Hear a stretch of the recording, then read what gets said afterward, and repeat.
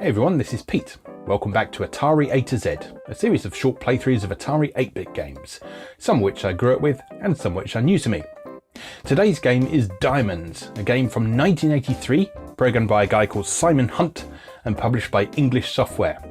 Now, English Software is a name that's probably going to come up quite a few times in this series because they were kind of a big deal in the Atari 8-bit scene here in the UK.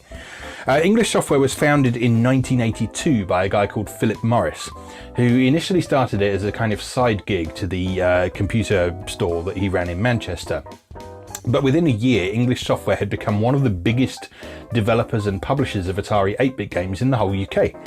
And so he ended up closing down his computer store and focusing exclusively on running English Software. And they did really well for a few years. So they put out a bunch of very well received, very well selling games, many of which we'll see on this series at some point.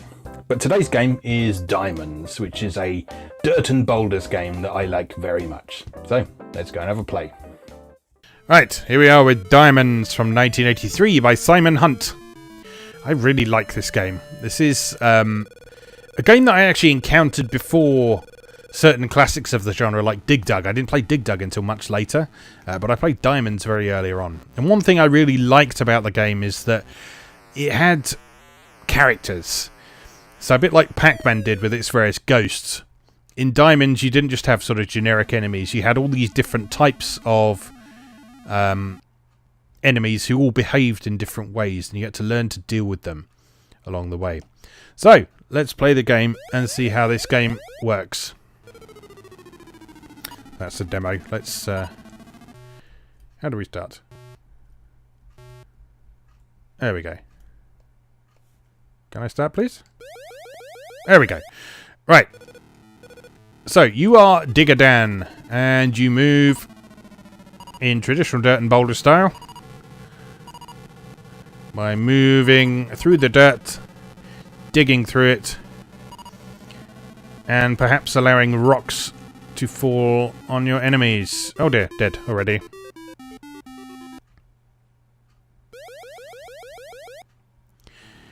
Now, there are a few interesting bits to this game. So, rather than just collecting all the diamonds in this one, and then that being the end of it, you'll notice at the top of the screen there is a hold meter. And what you can do as you're playing the game, you can actually go and cash in those diamonds every so often at the top of the screen.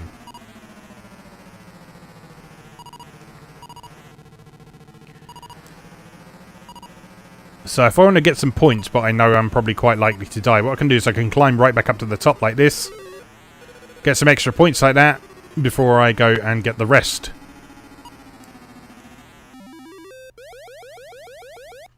And in fact, it's quite worth doing that, because I think you get more points if you actually cash them in before you finish the level. So,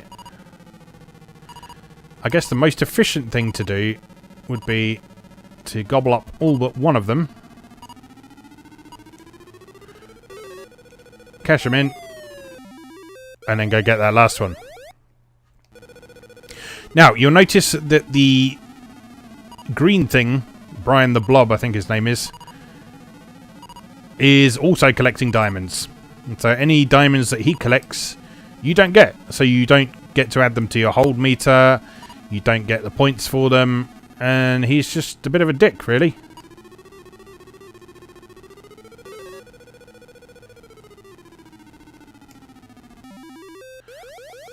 So he's the main hazard you have to deal with in the early stages, but as you'll notice, as we progress through the stages, there tends to be one sort of main other enemy each stage, and it cycles around a sequence of 4 of them. So on this level we've got Philip the Filler, who is filling in the tunnel behind me. So he follows the path your tunnel made. He fills it in as he goes and eventually catches up with you. Or if you cross paths with Brian, then he will sometimes switch paths into Brian's tunnel as well. So he won't kill Brian, but he will fill in his tunnel. And the second stage of the sequence, we get the Fireflies, who will just follow the tunnel. So rather than filling in, they will just move a bit faster than Philip does and chase you. Then every third stage,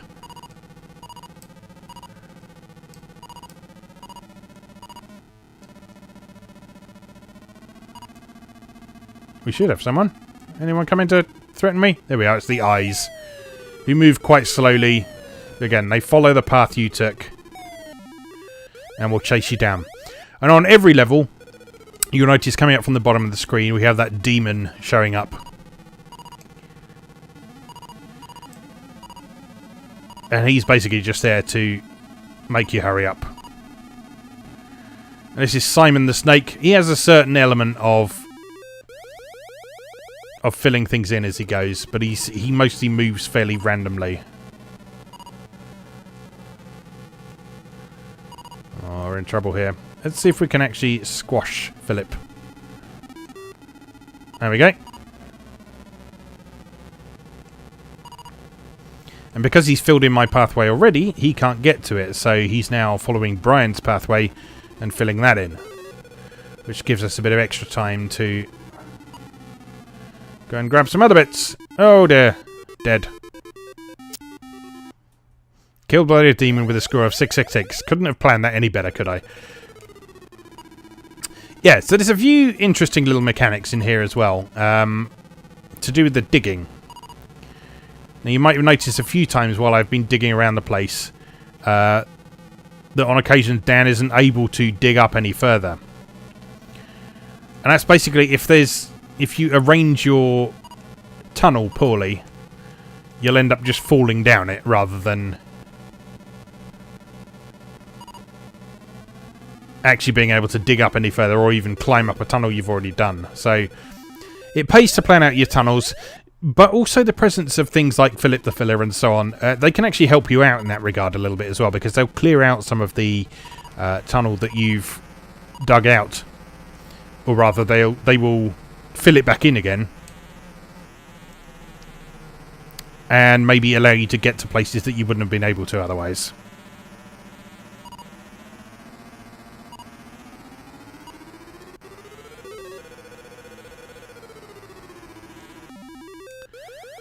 And there we go. And that's diamonds. That's how that works.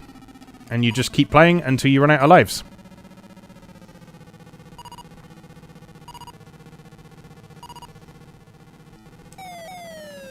From what I recall, this was quite a well-received game back in the day.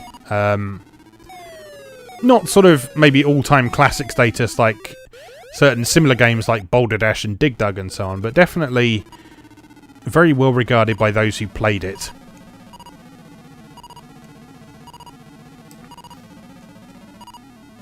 And in actual fact, although I like Dig Dug in particular, I think I prefer this to Dig Dug. I just think it's a more interesting game generally. Perhaps a little bit easier than Dig Dug is, but uh-oh.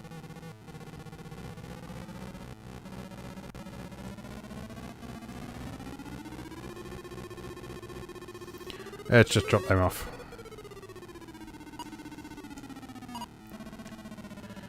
And get these ones. Lovely. I like the sound effects in this as well. So you've got the sound effect for Dan digging, and the way that changes pitch according to your depth is something I really like. You've got that constant droning and oh no! You've got that constant droning in the background, which I always interpreted as being the sound that Brian the Blob was making. And then each of the different enemies have got their own unique sounds as well. I'm going to have one more go at this because why not?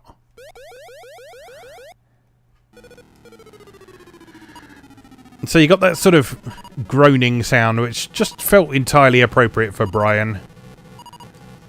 You got Philip makes that surprisingly threatening noise.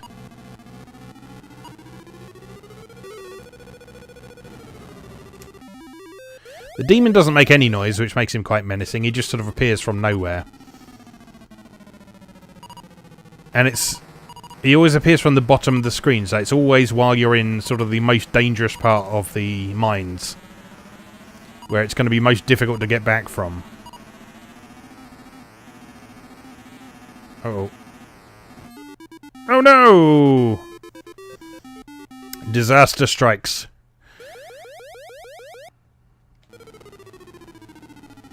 I always thought Dan looked a bit like a spider when he was crawling downwards. Now, this was actually followed up by a game called Dan Strikes Back, which made use of a lot of the same graphical and sound assets as this one, but with quite a different game type. Offhand, I don't remember a lot about that game and how it played, but I also remember it being quite good. And so perhaps next time we get around to the D's, we can take a look at that.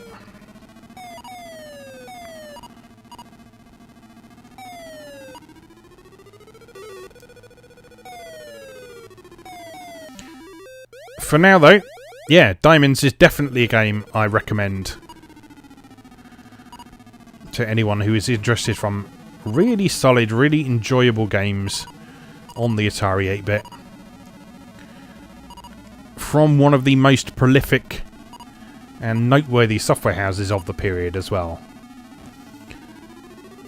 So English software, they were a big deal at the time. So when a new English software game came out, they weren't all great, but it was usually worth at least checking out because they had some good talent on their books. They published a lot of other stuff as well. And for the most part, they knew quality when they saw it. Like I say, not every one of their games was an absolute classic, but certainly a lot of them were very good.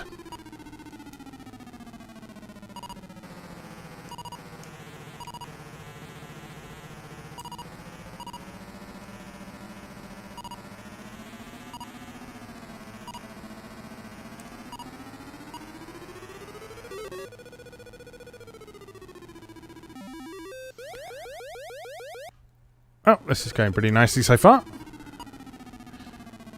Wonder if I'll be able to beat that 1,002 point high score that I set earlier. Let's see.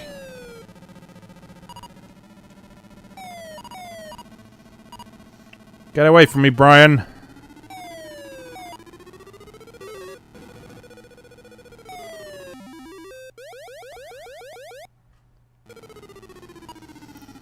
Again, I say this a lot. Oh, 5-button pause is the game, by the way. Yeah, I say this a lot, but the Atari sound chip is just a load of really nice, satisfying, nostalgic sounds that thing puts out. Oh no. And certain things I just instantly recognise. The particular combination of sounds in this game is just instantly recognisable. I would be able to pick out someone playing Diamonds. I'd be able to pick out which enemies they were facing, how well they were doing.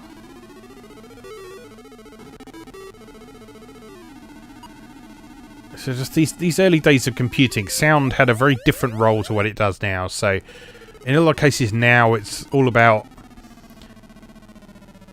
It's not always about this, but in many cases it's about sort of a very cinematic use of sound. So to complement the action that's going on screen, so we have a lot of cinematic music and soundtracks and that sort of thing. A lot of use of leitmotif these days as well, so individual themes for a particular character. As this is a much simpler approach. Not a lot in the way of music. There is some music in this, but you'll notice, as with a lot of games of the period... Oh no, I killed myself! Is that it? That is it. But yeah, as with a lot of games of the period, the music in this game is largely based on classical pieces rather than being original compositions. Not at all unusual.